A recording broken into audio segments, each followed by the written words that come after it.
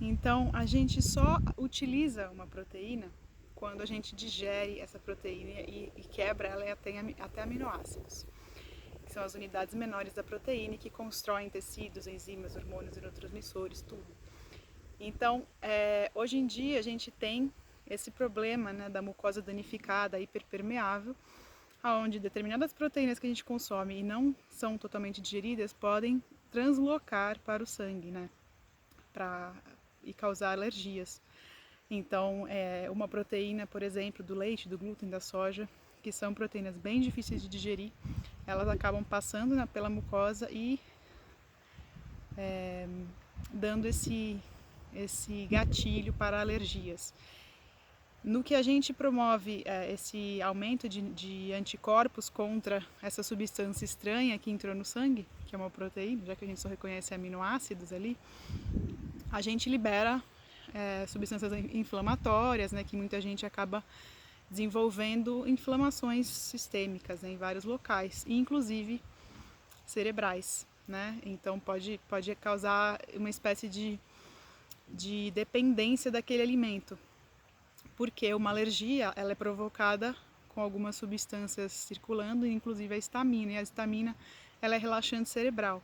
Então a gente passa a ficar viciado em histamina, né? Por isso que esses alimentos promovem esse vício, essa compulsão, né? Que você precisa do pãozinho, precisa do queijinho, porque na verdade você está viciado na histamina, né? Que é uma ina, afinal, né? E que ocupa também receptores cerebrais. Então essas proteínas, junto com imunocomplexos, todo esse sistema, elas acabam ocupando receptores cerebrais e celulares de vários tecidos e impedindo as próprias serotonina, dopamina, né, os próprios neurotransmissores de se ligar ali. Né? Esse é outro motivo que pode levar a uma depressão, a uma mudança de humor, a irritabilidade, a outras doenças mentais mais sérias, inclusive. Então, a questão da hiperpermeabilidade intestinal faz essa inflamação, essa alergia acontecer em nível cerebral. Então, uma alergia não necessariamente é uma coceira na pele, é um edema de glote, né? Uma alergia pode ser uma doença inflamatória mais silenciosa, digamos assim, até níveis cerebrais que a gente não percebe, né? Então, essa é a importância da saúde intestinal, da mucosa intestinal, né? Então, a gente precisa começar a perceber que a nutrição, né, não é só o que a gente come, é tudo isso que está acontecendo no nosso organismo e que impede a gente de ter saúde celular, né, em todos os níveis. E, enfim, além da matéria-prima que a gente precisa colocar para dentro, a gente precisa ver se ela está sendo realmente digerida, absorvida e se aqueles alimentos que a gente está colocando para dentro não estão atrapalhando, inflamando, intoxicando mais ainda o nosso corpo, né? Então, como eu falei, a gente precisa de matéria-prima, né? Mas a gente também precisa de um corpo apto a receber essa matéria-prima e transformá-la em energia, em nutrientes para todos os níveis, né? Aí de saúde. Então, lembrando que os neurotransmissores eles são feitos de aminoácidos, de gorduras, e precisam de vários minerais e vitaminas para poder serem ativos, né? Ficarem ativos no organismo e realmente promover saúde mental, cerebral, emocional. Então, como é que a gente cuida desse intestino, né? Primeira coisa é comida de verdade, como eu falei, matéria-prima. A gente não tem como tirar essa matéria-prima de outro lugar, senão da comida de verdade, aquela que vem da terra, que cresce em árvore, menos industrializada possível, né? É ali que está a matéria-prima para os neurotransmissores, para construir mucosa intestinal, para alimentar a nossa flora, então, e para dar esses nutrientes para os nossos neurotransmissores, por exemplo, né? Já que o tema é esse. Então, comida de verdade, gente, fruta, legume, verdura, castanhas, cereais, enfim, raízes, tudo isso. Diminuir açúcares refinados e alimentos refinados industrializados. Por quê? Porque quando a gente consome muito disso, isso quase não tem fibra, né? E além disso tem muitas toxinas, muitos aditivos, acidificam o nosso ambiente, né, interno.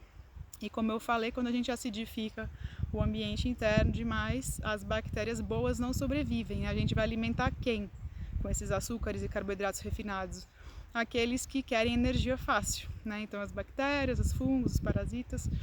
Então quanto mais energia fácil, mais a gente alimenta esses micro-organismos que a gente não quer, né? Terceiro, fibras. As nossas bactérias do bem, a nossa microbiota do bem precisa de fibra para crescer e se multiplicar e fermentar, né? Então a gente não consegue manter a nossa flora boa se a gente não consumir fibras, né? Então a gente chama de fibras prebióticas, né? Os probióticos então são os bichinhos do bem e os prebióticos são a comidinha para o bichinho do bem, né? Que são as fibras em geral. Mas especificamente a gente pode falar em cascas de fruta que tem pectina, inulina, o bagaço das frutas também, né? Bagaço de laranja, de mexerica, enfim, banana da terra tem uma fibra bem especial, a banana verde, a biomassa de banana verde também é excelente, fonte de fibras prebióticas. Todos aqueles jaizinhos que a gente forma quando deixa linhaça e chia de molho, por exemplo, quando a gente cozinha raízes, né, e forma aquela goma, quando a gente põe na geladeira, muitas vezes até a batata, né, que não tem tanta fibra, quando a gente põe na geladeira quente, por exemplo, ela pode transformar, né, formar essa fibra que é o amido resistente. A chicória, né, as raízes das folhas, aquela parte branca, né, da escarola, enfim, também folhas em geral, legumes e verduras em geral, são bem ricas nessas fibras. Então, os lactobacilos, né, os nossos probióticos do bem ali, eles vão fermentando essas fibras e produzindo gorduras específicas que tapam aqueles buraquinhos da mucosa intestinal, que constroem, são tijolinhos para a nossa mucosa intestinal. Então a fibra é essencial para manter a nossa saúde, tanto da microbiota, como deixar a nossa mucosa intacta para não translocar alimentos alergênicos, nem toxinas, nem parasitas e fungos para o sangue, para o sistema. Diminuir alérgenos alimentares, que é o que eu falei antes.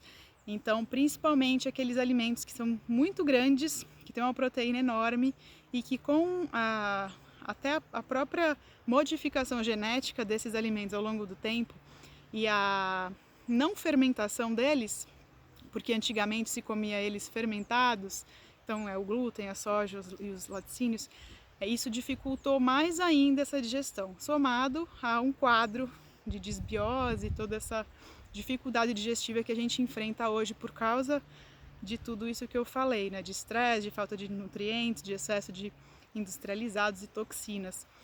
Então, diminuir esses alérgenos ajuda a gente a ter uma digestão melhor, né, do restante, manter um pouco o pH de todo o sistema gastrointestinal, parar de gastar energia com algo que está atrapalhando e dar uma trégua para o corpo realmente recuperar aquele tecido da mucosa, melhorar a flora e parar de ficar inflamando, né, induzindo inflamação toda hora.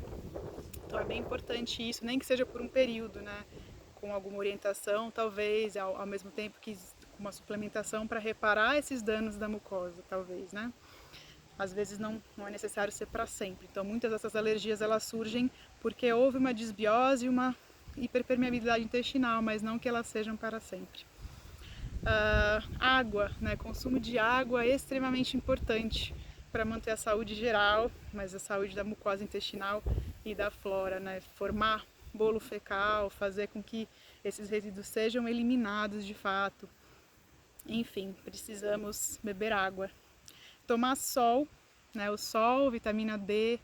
A vitamina D ela é essencial para manter o equilíbrio de pH do organismo e ela ajuda muito na integridade da mucosa. Então, se a gente não tem vitamina D, mais difícil ainda manter nossa mucosa íntegra e sem causar esse tipo de alergias e desequilíbrio intestinal.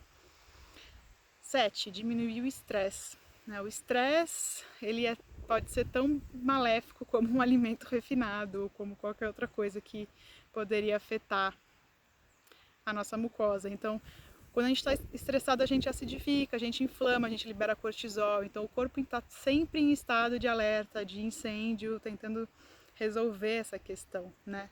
Então, a ideia é tirar os atrapalhadores, né? Além de colocar elementos aí que vão ajudar sempre a gente a manter essa saúde intestinal, é tirar os atrapalhadores, né? E estresse é um atrapalhador para tudo.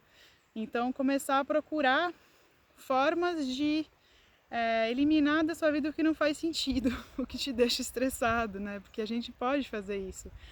Talvez esse seja o melhor momento para isso, inclusive, né? A gente está sendo chamado para isso agora. Então, buscar ter mais alegria no dia a dia, fazer coisas que você gosta, buscar, né, esse autoconhecimento, quer dizer, por que eu não estou feliz, o que está faltando, buscar estar melhor consigo, entender, né, um pouco mais você, a sua vida, para poder fazer novas escolhas que tenham mais a sua cara, né, e que não te deixem estressados diariamente, porque só a gente pode fazer isso, né? Isso já vai dar uma bela aliviada aí no seu sistema. Detox, né? Tem vários tipos de detox. Tem esse detox mental que eu estava falando, da vida, né? Das coisas que nos incomodam. Tem o detox de coisas óbvias, assim, que a gente entende que não faz parte das nossas células, então que a gente pode eliminar da nossa vida, do nosso dia a dia, né? Então, questão de cosméticos, de produtos de limpeza que a gente está sempre em contato,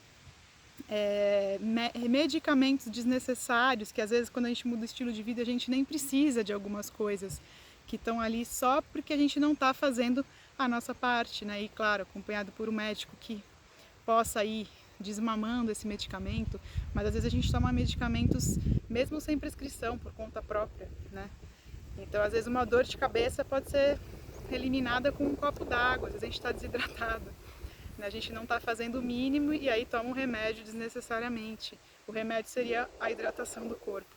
Então, começar a buscar mais conhecimento sobre si e observar o que está faltando, em vez de sempre querer remediar. Então, medicamentos, principalmente antibióticos, né? Quem já tomou antibiótico muito na vida ou tomou recentemente, assim, tem mais propensão ainda de ter uma desbiose, porque você realmente mata bactérias do mal e do bem também ali. Então deveriam tomar um probiótico, né, umas bactérias boas para repor essa flora naquele momento, dependendo do caso, por mais tempo, né? Embora eu sempre aposte mais nas fibras que alimentam a nossa flora já inata, né, do que ficar repondo sempre probiótico. Mas em alguns casos é necessário. Enfim, né, eliminar tudo que é possível de toxinas da vida, agrotóxicos, então comer mais orgânicos, usar panelas com menos resíduos, enfim.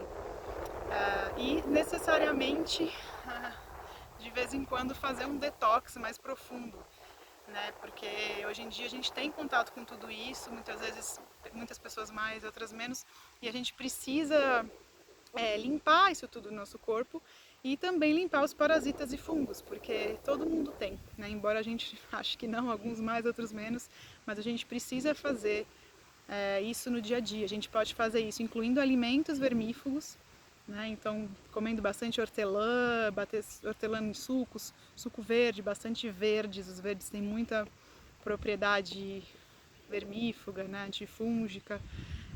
A semente de abóbora, você pode pôr numa salada ou comer até de lanche, assim. O coco, né? Tudo de coco, óleo de coco, polpa de coco, água de coco, inserir o coco na sua vida. E sementes, né, em geral, semente de melão também é legal fazer, bater um suco de semente de melão e coar, tem uma substância legal ali dentro. Semente de mamão, quase todas as sementes têm essa propriedade, então se a gente incluir isso no dia a dia, a gente vai ter um pouquinho de auxílio diário. Todas as ervas e temperos naturais, né, então tomilho, alecrim, sálvia, coentro, as ervas, algumas que dê para fazer chá também, enfim, todas as especiarias, cravo, é bastante vermífugo, artemisia, mastruz, e aí tem aquela infinidade de ervas lá do tempo da vovó que faziam garrafada e tudo, e que a gente deixou de fazer. Então dá para fazer esses chás, dá para fazer isso também em forma de fitoterápico, né? Mais concentrado por um tempo. Até existem vermífugos fitoterápicos aí no mercado.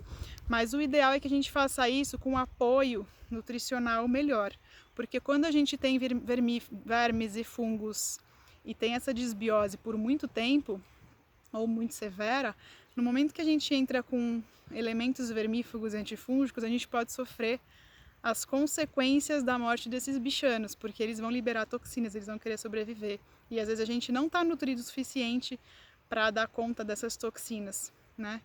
Então é legal que a gente tenha elementos que vão captar essas toxinas, que a gente esteja com uma dieta saudável, bebendo muita água, comendo muita fibra, que tenha um suplemento vitamínico para dar esse aporte no detox mesmo do fígado, para ele dar conta de tudo isso, que a gente esteja com o intestino limpo, né, e não preso, porque senão por onde vão sair, né, todos esses bichanos. Então tudo isso é legal ter uma preparação antes, né? Não assim, tomar qualquer vermífugo de farmácia e achar que resolveu, porque às vezes o bicho demora para morrer justamente porque tem toxinas, tem muco ali que está alimentando ele no intestino, né? Então a gente precisa fazer toda essa limpeza primeiro. Então, o último ponto aqui que eu coloquei para a gente falar seria repor a flora, como eu já comentei. Em alguns casos, onde for necessário tomar o probiótico de farmácia mesmo, sachê ou cápsula, enfim, quando for um caso mais sério, de doenças mais sérias ou de muito tempo de uso de antibiótico, mas em geral a gente pode também inserir alimentos fermentados no nosso dia a dia, né, que tem os probióticos do próprio ambiente, né, que são similares ao nosso. Então, o kefir, kombucha, os vegetais fermentados, né, que hoje em dia está voltando, comer mais orgânicos, né, porque quanto menos toxina no alimento, mais ele vai ter ali bactérias vivas, né, e comer mais crus também, sucos e verduras cruas também ajuda. Então tudo isso vai alimentando, né, a nossa flora benéfica de novo, porque ela ressoa, né, com o que a gente já tem dentro. Então, fechando essa questão, né, da saúde intestinal ser essencial para a nossa saúde física, né, que é o mais óbvio da gente pensar, por conta de todos esses nutrientes que a gente ingere serem absorvidos ali na flora, ali na mucosa intestinal, a gente tem, quando a gente tem um intestino saudável, a gente não tem, além de ter os nutrientes para formar neurotransmissores, a gente não tem os atrapalhadores, né, que são os elementos que induzem alergias, que podem translocar para o sangue, por exemplo, e até ocupar receptores de neurotransmissores. E a gente não tem uma flora maléfica, né, fungos, bactérias e parasitas pedindo mais comida ruim, acidificando o nosso meio, comendo nossa serotonina, né, e roubando os nutrientes que também vão formar ali a serotonina, a dopamina e tudo mais. Então, como eu já falei, esses micro-organismos ou organismos que nos habitam acabam tomando, né, a nossa consciência, o nosso espaço. Então, o recado que eu posso deixar para vocês agora é que o principal, né, além de tudo isso, né, o principal é realmente a gente tomar as rédeas da nossa vida, né? Então, quando a gente não está, alguém está. Então, outras coisas tomam conta da nossa vida, do nosso dia a dia, das nossas escolhas, porque a gente não está fazendo a nossa vida acontecer, no sentido, desde o sentido mais primordial, né, que é essa alimentação diária, que são os hábitos diários, o cuidado diário que a gente tem que realizar no nosso organismo. Então, eu espero que essa aula tenha ajudado a vocês a começar, pelo menos, a pensar nisso, né, fazer novas escolhas, entender, né, até aceitar às vezes que a compulsão, né, ou essas coisas que a gente tem são normais, né, de uma humanidade de pessoas que não estão em si, né, que não estão fazendo o que gostam, que não se conhecem, né, a gente foi tomado por uma outra vontade, digamos assim, que a gente pode dizer nesse momento que são, né, que fazem se materializar através dessas bactérias e fungos e parasitas que a gente deixa nos habitar. Então vamos cortar isso, não vamos deixar nada nos habitar mais a partir de agora. A gente vai fazer novas escolhas. Quando a gente tiver vontade de comer algo, por mais que a gente coma, a gente pode pensar que aquilo não vem totalmente da nossa mais pura vontade, né? Porque ninguém em sã consciência faria mal para si, né? Então a gente precisa começar a voltar a ter a consciência de si. Quer dizer, o que eu realmente preciso, o que eu realmente quero da minha vida, o que realmente faz bem para mim. Claro, precisamos desse auxílio talvez, né, no início, porque às vezes é tão forte isso já, tem tantos bichos nos dominando que fica difícil de só com a alimentação ou com a força de vontade resolver. Às vezes a gente precisa de um auxílio, como eu falei, de um detox acompanhado, com suplementação e tudo. Então precisamos começar por algum lugar, né? Qualquer coisa eu estou aqui para dar um auxílio para vocês. Tem no meu Instagram, tem um podcast que eu fiz com a querida Nicole A1, do Atreva-se, que fala um pouco sobre essa questão dos parasitas e da questão da saúde mental também. Chama Os Bichos que Dão na Gente, vocês vão ver ali no link do perfil. E qualquer coisa podem me chamar por ali também para bater um papo sobre isso, sobre como seria, né, um detox intestinal, como seria esse auxílio, né, da saúde intestinal para uma qualidade de saúde mental, emocional, em geral também. Espero que tenha contribuído para vocês. Beijos.